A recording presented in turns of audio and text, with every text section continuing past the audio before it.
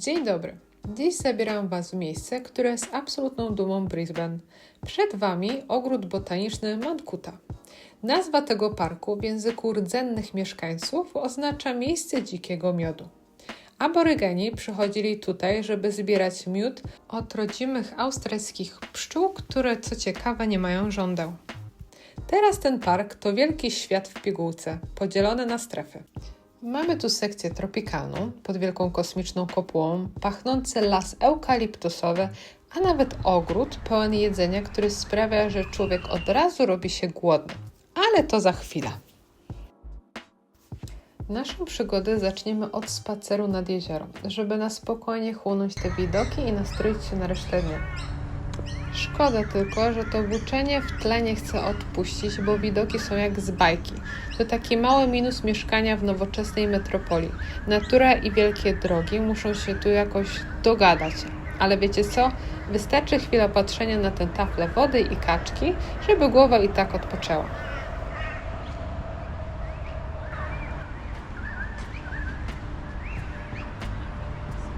W drodze do kolejnej strefy w parku udało mi się wypatrzeć kogoś wyjątkowego.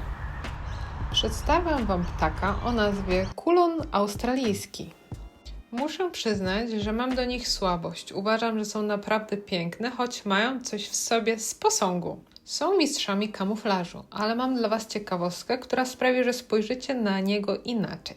Kulony są znane z tego, że w nocy wydają dźwięki przypominające mrożący krew w żyłach krzyk dziecka lub płacz. Jeśli kiedyś będziecie nocować w Queensland i usłyszycie coś takiego, spokojnie, to prawdopodobnie tylko ten elegancki pan szukający towarzystwa. Kulony potrafią latać, ale robią to niezwykle rzadko i niechętnie. Można powiedzieć, że są lotnikami z konieczności. Ich całe życie toczy się na ziemi. Tu żerują, tu gniazdują i tu się ukrywają. I na koniec wywodu na temat tych ptaszków powiem jedną uroczą rzecz. Ptaki te często łączą się w pary na całe życie.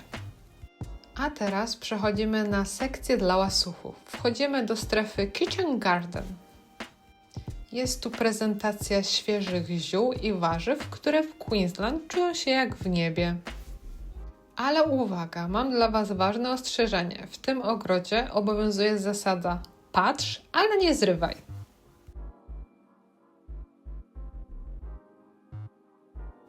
Wystarczy zrobić dosłownie kilka kroków, by z ogródka warzywnego przenieść się do prawdziwego sadu.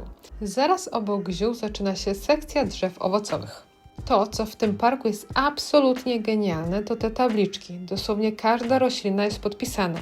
Jeśli jesteście miłośnikami botaniki albo po prostu chcecie się czegoś nauczyć, to Mount Coot-tha to prawdziwy raj i darmowa szkoła przyrody w jednym.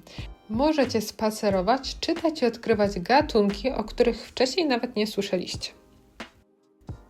O proszę, a tutaj mamy smoczy owoc. Ciekawostka, wiedzieliście, że dragon fruit to tak naprawdę owoc kaktusa? Zostawiamy za sobą te wszystkie pyszności z Kitchen Garden i zmieniamy klimat o 180 stopni. Przenosimy się teraz do miejsca, które wygląda jak żywcem wyjęte z prehistorycznej dżungli. Idziemy do Fern House, czyli do domu z paproci.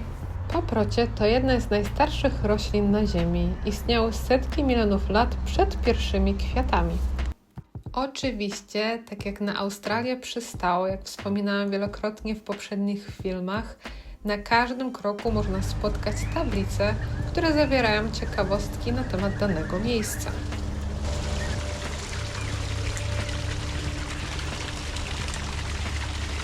A teraz spójrzcie tutaj, mamy lokalną celebrytkę. Zobaczcie ten profil, to spojrzenie. Nie wiem, ile jej płacą za tę sesję przy wodospadzie, ale moim zdaniem zasługuje na podwyżkę. A tak na poważnie, w Australii naprawdę warto rozglądać się na każdym kroku, bo zawsze można wypatrzyć jakieś ciekawe stworzenia. Wychodzimy z prehistorycznego lasu i udajemy się prosto do słynnego Tropical Display Dome. Wchodzimy do środka i od razu czuć ten klimat. Jest tu gorąco i bardzo wilgotno, bo wewnątrz stworzono idealne warunki dla roślin z najdalszych zakątków tropików. To miejsce to absolutna ikona Mount Coot-tha. Wygląda niesamowicie z zewnątrz, ale to, co kryje w środku, to prawdziwa magia. Nic dziwnego, że to ulubione miejsce wszystkich fotografów w Brisbane. Jeśli widzicie kogoś z profesjonalnym aparatem albo parę w strojach ślubnych, to na 99% spotkacie ich właśnie tutaj. Ta gra świateł przebijających przez szklane panele i egzotyczna zieleń sprawiają, że to idealna lokalizacja na sesje zdjęciowe. Zanim wyjdziemy na zewnątrz, spójrzcie na to drzewo. To jest absolutny król tego miejsca dla wszystkich fanów słodkości. Prawdziwe drzewo kakaowe. To właśnie z tych dużych, kolorowych owoców powstaje nasza ukochana czekolada. Niesamowite jest to, że owoce kakaowca wyrastają prosto z pnia drzewa, a nie na końcach gałęzi jak jabłka czy gruszki. W środku znajdują się ziarna, które po fermentacji i wypaleniu stają się bazą do kakao. Widząc to na własne oczy, człowiek od razu nabiera większego szacunku do każdej kostki czekolady. Zmieniamy skalę, zostawiamy ogromne palmy i przenosimy się do miejsca, gdzie natura spotyka się z niesamowitą cierpliwością człowieka. Wchodzimy do domu bonsai. To tutaj możemy zobaczyć drzewa, które mają dziesiątki lat, a mieszczą się w małej doniczce. Kolekcja jest imponująca i pokazuje, że ogród botaniczny to nie tylko biologia, ale też prawdziwa sztuka. To miejsce to taki mały zen w środku naszej wyprawy. Skoro poczuliśmy już klimat Japonii przy drzewkach bonsai, to teraz wejdźmy do miejsca, które jest sercem spokoju w tym parku. Przed nami ogród japoński. Został on podarowany miastu Brisbane przez Japonię po wystawie Expo w 1988 roku i od tego czasu jest prawdziwą oazą dla każdego, kto chce na chwilę uciec od zgiełku świata. W tym miejscu nie ma nic przypadkowego. Każdy kamień, każda ścieżka i każdy strumień ma swoje znaczenie. To miejsce ma symbolizować drogę człowieka przez życie, czasem spokojną, a czasem pełną zakrętów. Spójrzcie na te krzewy. Są przycięte tak idealnie, że wyglądają jak zielone poduszki albo kamienie. Te okrągłe krzewy mają imitować wzgórza lub chmury. W Japonii wierzy się, że takie miękkie, obłe kształty pomagają przepływać pozytywnej energii. Choć w Brisbane nie mamy śniegu, projektant tak dobrał rośliny, by ogród zmieniał się subtelnie przez cały rok. Od wiosennych kwiatów azalii po jesienne przebarwienia niektórych gatunków klonów. A teraz przenosimy się na bambusową drogę. Bambusy kryją w sobie tajemnicę, o której wspominała mi moja koleżanka Azjatka. Niektóre gatunki kwitną dokładnie co 65 lub 120 lat. Robią to jednocześnie na całym świecie, co jest do dziś zagadką dla botaników. To tak jakby miały wspólny zegar biologiczny, nieważne gdzie rosną. Bambusy należą również do najszybciej rosnących roślin na świecie. Potrafią urosnąć 1 metr w ciągu doby. Docieramy do drzewa Weeping Fig i dzięki tablicy możemy się dowiedzieć, ile życia znajduje się wokół jednego drzewa. Ptaki, owady, małe ssaki i organizmy pod ziemią. A dodatkowo możemy podziwiać ekipę jazzową składającą się z nietoperzy. Najważniejsze punkty programu za nami, więc teraz włączamy mój ulubiony tryb szwendania się. Po prostu pokręcimy się po alejkach i zobaczymy, co kryje się za zakrętem. Czasem w tym parku można poczuć się jak calineczka. Spójrzcie na ten liść. Moja dłoń wygląda przy nim jak zabawka.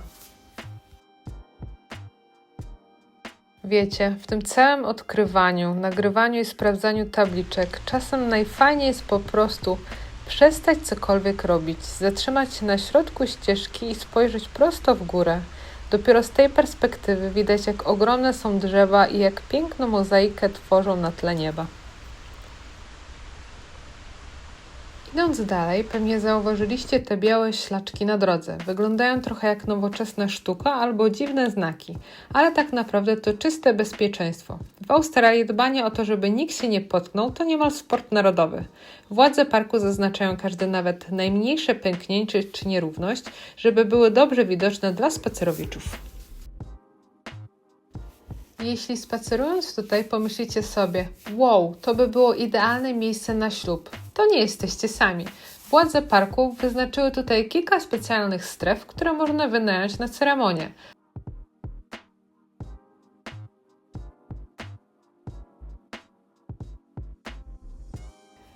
A teraz zagadka. Myślicie, że to zwykła ławka, żeby usiąść i odpocząć? Nic z tych rzeczy! To nie tylko miejsce odpoczynku, ale to gigantyczny instrument muzyczny. A teraz mój asystent zaprezentuje utwór muzyczny napisany specjalnie na tę okazję.